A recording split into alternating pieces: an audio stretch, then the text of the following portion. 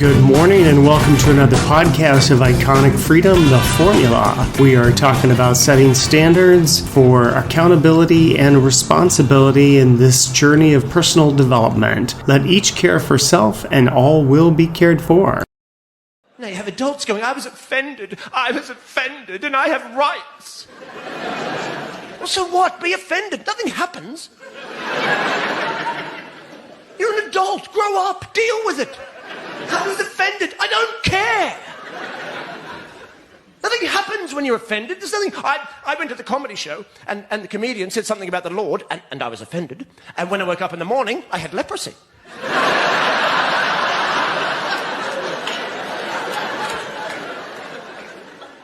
Nothing happens. I want to live in democracy, but I never want to be offended again.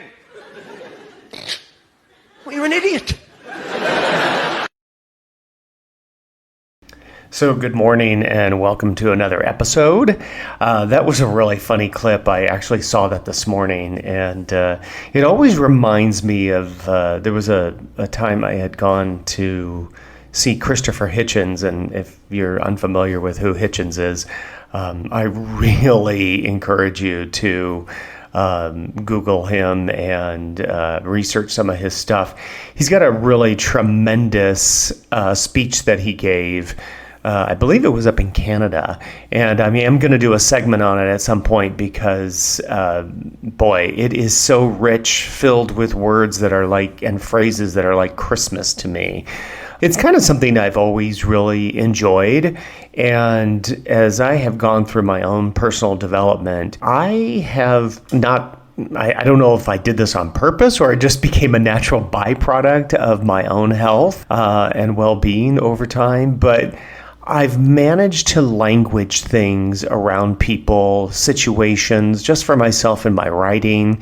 Hopefully you find it in these podcasts of being able to language things in such a way that the fewest amount of words can be the most impactful. A friend of mine once said, we worked at the Empire State Building together, actually. Shout out to Dan. And one of the things that he had said was, you know, people should not confuse a difficult choice with no choice at all. It was such a profound statement. I mean, I have totally incorporated it into my own lexicon, and it has become part of, you know, my own life experiences. And when I've been in situations where that has been applicable, it really does help people to consolidate a lot of words and phrases and thoughts and all kinds of other shenanigans into that one understanding of, oh, I don't have any choices. Oh, I don't know what I could do. My life is so messed up. I can't bring any order to it, you know, and I did this and I did that. It's like, but you should not confuse a difficult choice with no choice at all, where people want to victimize themselves, right? And if you've been listening to the podcast, you know that that's a big deal for a lot of people, is that they do a lot of that victimizing themselves by thinking that they don't have a choice. Well, one of those things in relation to that video about being offended, actually, I thought that guy's take on it was hilarious. It's like, you know, well, so what? It doesn't mean anything. It doesn't matter. Well, that was Hitchens' thought process too. And we saw him, my friends and I saw him back in 2006 at the New York Public Library doing a debate with Al Sharpton at the time. And what was fascinating was, you know, he had made the comment previously that when people say they're offended, his response is, yes, do you have a point to make? I mean, he wouldn't even acknowledge what the so-called offense was, because what I came to understand from my own observations over time is that people want to use the word offended to shut down your conversation, to shut you down, that I don't want to hear what you have to say. I don't want you speaking to the reality, or I just don't want you speaking whatever it is that you're saying. Oh, that's offensive. And then suddenly people become, oh, I didn't mean to offend you. It's just like, who cares? I'm with the guy that just made that comment. It's just like, it doesn't mean anything. Who cares if you're offended? So be offended. Go off in the corner, pick your nose, and do whatever it is you got to do, and then come back into lick your wounds and come back into an adult conversation. Nobody cares that you're offended. So I thought, I want to do a series of these where I'm talking about words that feel like Christmas or phrases that feel like Christmas to me, because it feels like I open up these presents and these packages where people find these ways of saying things in these very articulated and consolidated ways that I just think are delicious, actually. It's like a lovely piece of chocolate, right? And you just get to savor it. And what's really nice is if it feels like it's something that you want to adopt into your own lexicon of sorts, then you can. And I think it's kind of fun as you go through your own personal development, how these things happen naturally. We created government as our servant, beholden to us, and possessing no powers except those voluntarily granted to it by us. Now, a self-anointed elite in our nation's capital would have us believe we're incapable of guiding our own destiny. They practice government by mystery, telling us it's too complex for our understanding. Believing this, they assume we might panic if we were to be told the truth about our problems. Why should we become frightened? No people who have ever lived on this earth have fought harder, paid a higher price for freedom, or done more to advance the dignity of man than the living Americans, the Americans living in this land today. There isn't any problem we can't solve if government will give us the facts, tell us what needs to be done, and then get out of the way and let us have at it. So I don't know how many of you are Ronald Reagan fans. I've always been a Ronald Reagan fan, not so much for his movies, but mainly because I grew up basically in that era. I in a sense, came of age during that era of Reagan when he became president. I remember my parents being very supportive of Ronald Reagan. My dad really liked his approach to things financially. Was hoping that he was going to be more, government, being more limited, because, as you saw in that clip, that is one of the things that he's really talking about. I remember a statement at one point where something about, people really want freedom and government, needs to get out of the way. And that was one of the things that he spoke about, which I thought was terrific. And again, in a very short clip there, almost a minute, he's able to say to us about how that need of control that government wants to have is completely unnecessary. It's victimizing us. It's robbing us of our own choices, our own experiences. We can figure it out. It's giving us some sort of idea that we are incapable of managing our own lives. But as you go through your own personal development through your own life, you come to realize that, I gain tools and experience and understanding and ways of managing my universe, my world, doing for myself, by going through the experience myself, by walking through it myself. I don't need somebody like government and their regulation trying to tell me what it is that I should be doing, or that I should be thinking, or that I should be feeling, or in order for me to be a good person, I have to do X, Y, and Z. That is really asking you, not unlike a parent that would do that, that's really asking you to negate your own internal authority. And, that really is a foundation for your life, is your own internal authority. You have to do what feels right for you. You have to do what you know is right for you. You have that sense within yourself when you approach situations. I want to turn left instead of right. I want to say yes instead of no. I want to do or not do. Again, very Yoda, right? What is fascinating is how government wants to take all of that away, and they want to become the ones that know all, see all, they become like Sauron, right? From Lord of the Rings. It's like it's the eye, constantly watching you and, turning its gaze towards you and trying to get you to do whatever it is they want to do. Now, I'm not going to go into self-interest and all the rest of that shenanigans and tomfoolery because I don't know. Sometimes we can decipher it and we can see as things get revealed and unmasked, but just the understanding of when you listen to something like that and you hear the richness of that understanding and of those words that say your government wants to control you, well, then what is freedom for? What was the whole idea of fighting for liberty?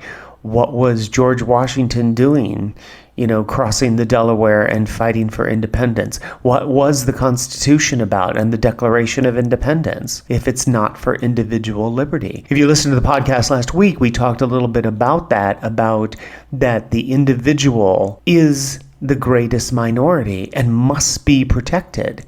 When their free speech is speech we don't want to hear, it still must be protected because we make a target for ourselves if we try to shut other people down. No, we want to hear it. We want to hear it all. Say it in every language, in any way you want to say it.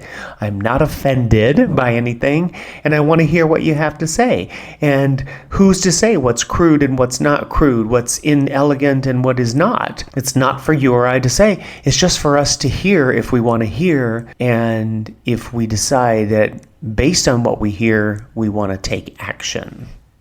Really confused over the last 5 years as to why we spend 45 minutes to an hour of every public meeting talking about how great everyone is and how great everything is in the schools, and now I've figured it out.